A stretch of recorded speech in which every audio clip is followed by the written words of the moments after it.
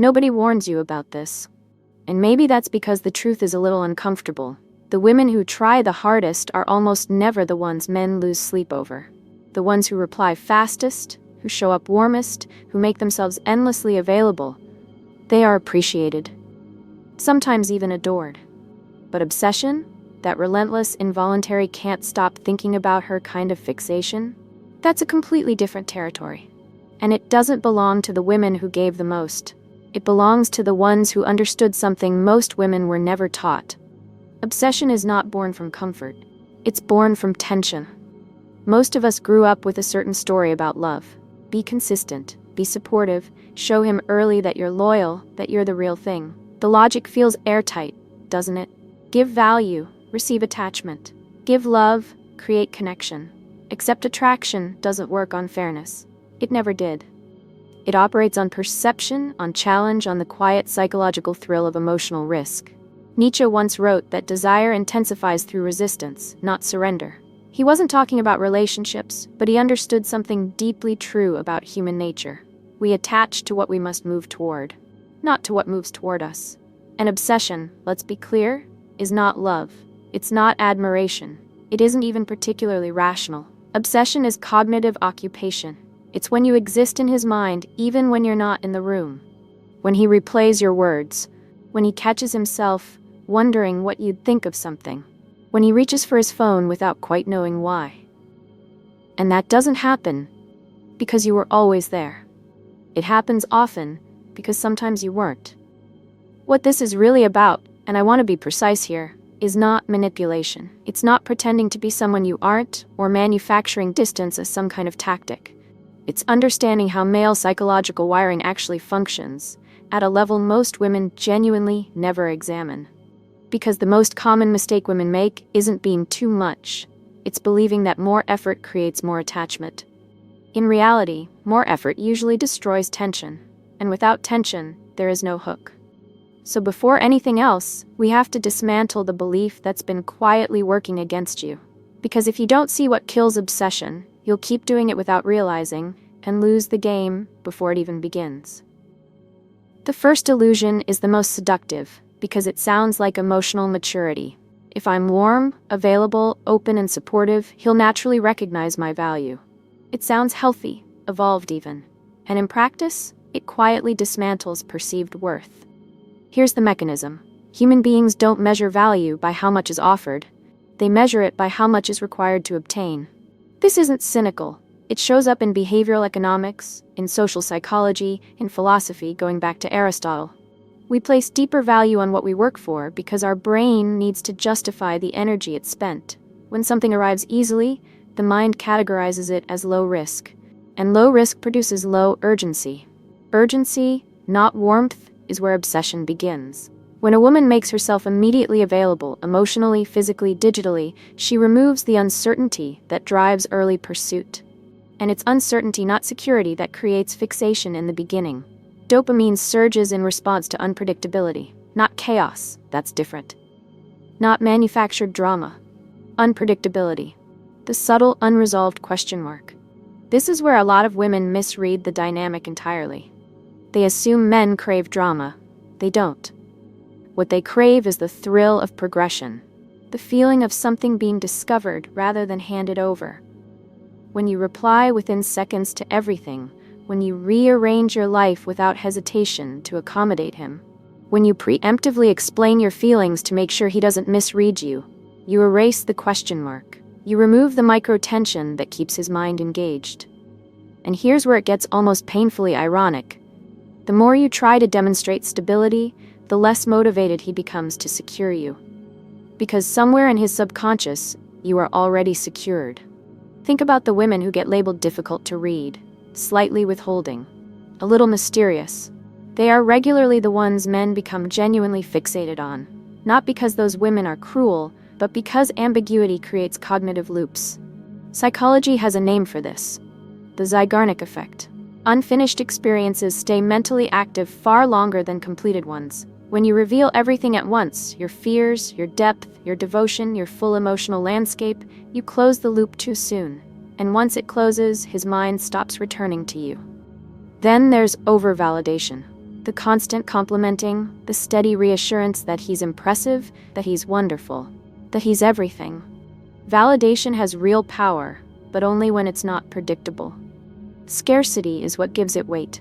Think about how it feels to receive a genuine compliment from someone who rarely gives them, versus someone who says something nice about everything. One lands, one becomes noise. This doesn't mean you become cold or withholding of kindness. It means you stop performing emotional labor as a strategy to generate attachment. You let him wonder occasionally. You allow silence rather than rushing to fill it.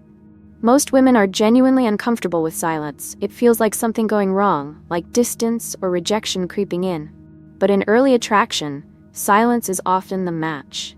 It creates the pressure for him to step forward. And if he doesn't step forward, that's not failure.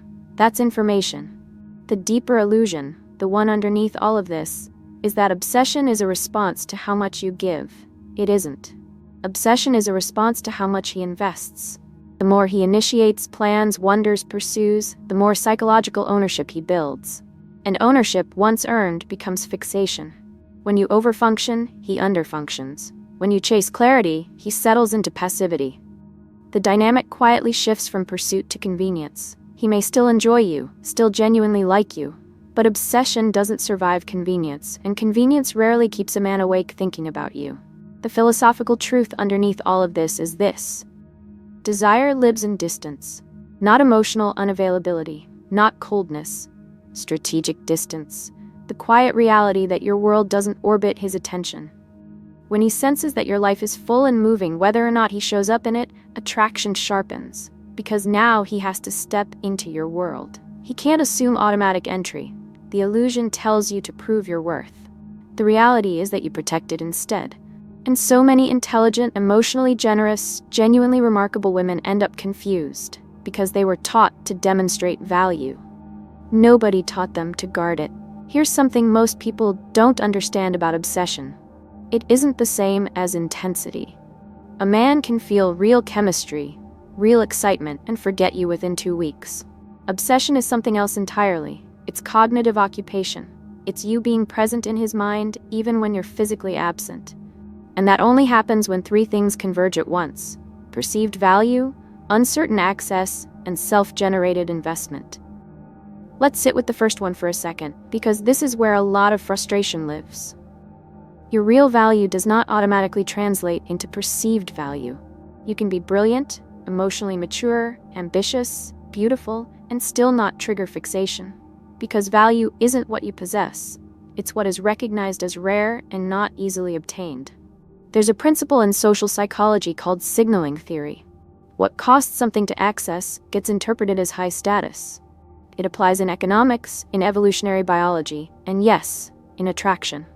If your time feels unlimited, your attention feels guaranteed, and your energy feels instantly available, perceived value drops, even if you are, objectively, extraordinary.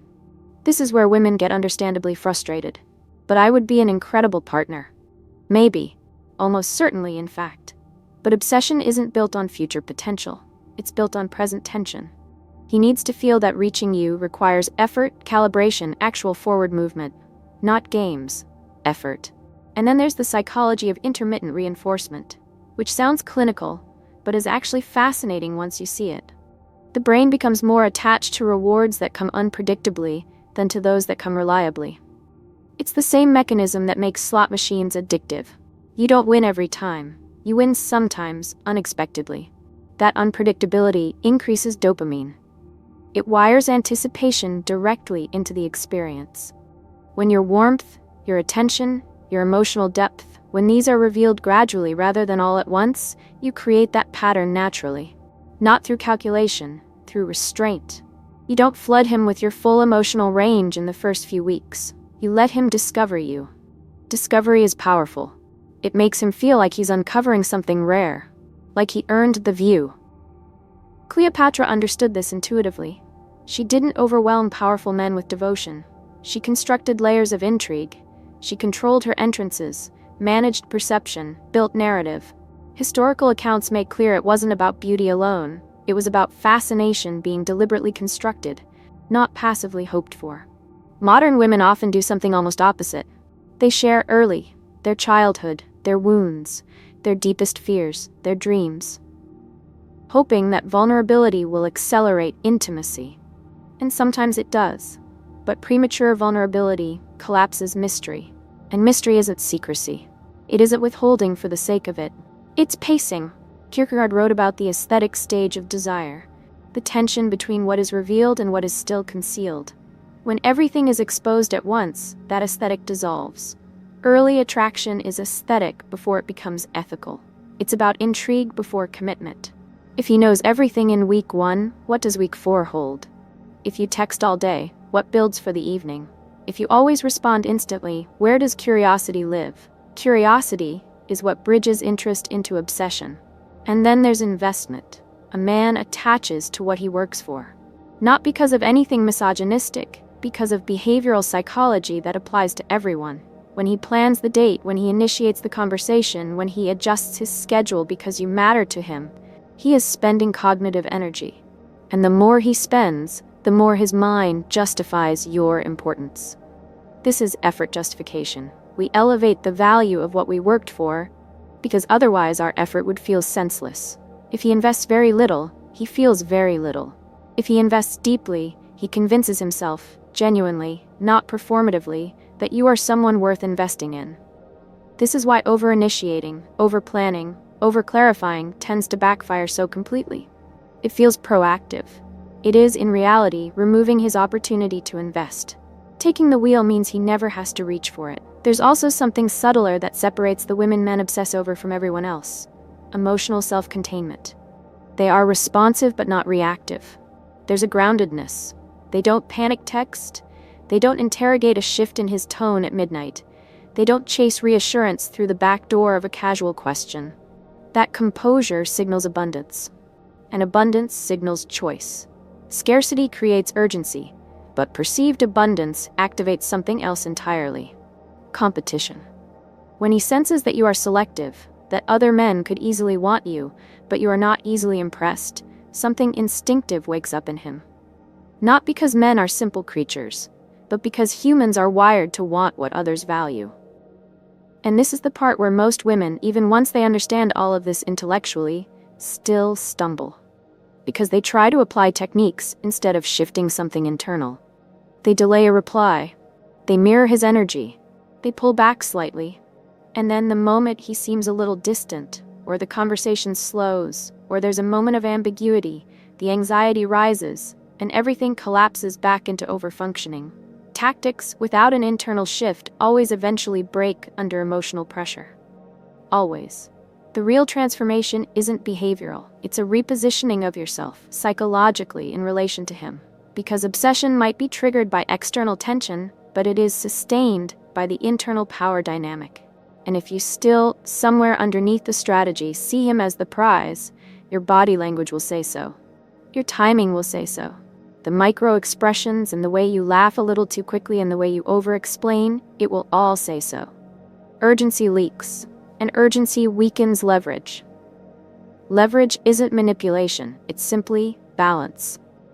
The shift begins at a specific moment, when you stop trying to be chosen and start quietly evaluating whether he's worth choosing. This isn't arrogance, it's discernment. When your internal conversation moves from, I hope he likes me, to let me actually see if this person is worth my time, everything about your presence shifts. You listen more carefully. You speak without the need to perform. You notice consistency, rather than romanticizing potential. And that shift creates tension, because men are finely attuned to being assessed.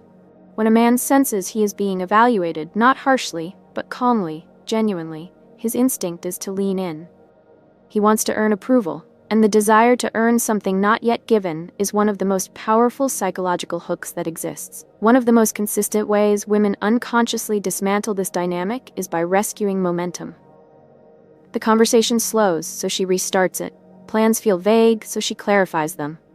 His energy drops slightly, so she compensates with warmth. Every time this happens, she trains him, quietly, to invest less. She removes the necessity for him to step forward, and when stepping forward is unnecessary, it stops happening. Effort is the foundation of attachment. Without effort, there is no internal justification for obsession. Allowing friction is deeply uncomfortable, but it's also where everything changes. If he doesn't initiate, don't reflexively fill the silence. If his communication shifts slightly, don't immediately interrogate it. Silence isn't always rejection. Sometimes it's simply a test of who moves next. When you can sit with that uncertainty without visibly unraveling, you signal something rare. Emotional regulation. Stability. The sense of a woman who is not dependent on his attention for her sense of self. Grounded women are uncommon, and rarity, as we've established, increases perceived value. When you do respond, you respond warmly, but without overextension. You leave threads slightly open. You end conversations first sometimes, not as a game, but as a natural reflection of a full life that doesn't pause for his attention. There is a quiet elegance to measured availability. Measured availability builds anticipation. Anticipation generates cognitive replay. And cognitive replay is how obsession is architecturally constructed. At some point, you'll reach a moment of clarity. When you reduce overfunctioning, he will either rise or retreat. If he rises, initiating more, planning further ahead, seeking clarity about your time, then investment is forming. If he retreats, then what he wanted was convenience, not you. Many women misread that retreat as a challenge to win him back. It isn't. It is information. You cannot negotiate genuine desire into existence. You can only create the conditions in which it either surfaces or reveals itself as absent. The deepest layer of all of this, the one that most requires work, is emotional stamina. Because it isn't lack of intelligence or beauty that costs women this dynamic. It's the inability to tolerate ambiguity for long enough. The need for reassurance too soon. The reach for clarity before tension has had time to do anything. And yet tension is the actual soil in which obsession grows. Epictetus said that freedom comes from distinguishing what is within our control from what isn't. You cannot control whether he becomes obsessed with you. You can control whether you overextend, whether your standards remain intact, whether your life stays full and expansive and genuinely independent of his presence in it. And paradoxically, perhaps even frustratingly, that independence is precisely what activates pursuit. When a man senses that losing you is genuinely possible, not because you threaten it, not because you perform detachment, but because your life is real and complete, and you have actual options, urgency surfaces. Urgency leads to pursuit. Pursuit leads to investment. Investment creates internal justification, and internal justification becomes the kind of fixation he didn't plan for and can't quite explain. He starts thinking about you when you're not there, replays things you said, wonders how you'd react to something, increases his consistency because access to you feels worth securing, not because you demanded it, but because it never felt automatic. And this is the inversion most women never get to experience. You stop trying to secure him, and he begins trying to secure you. It shifts quietly, almost invisibly. But once it shifts, it very rarely goes back.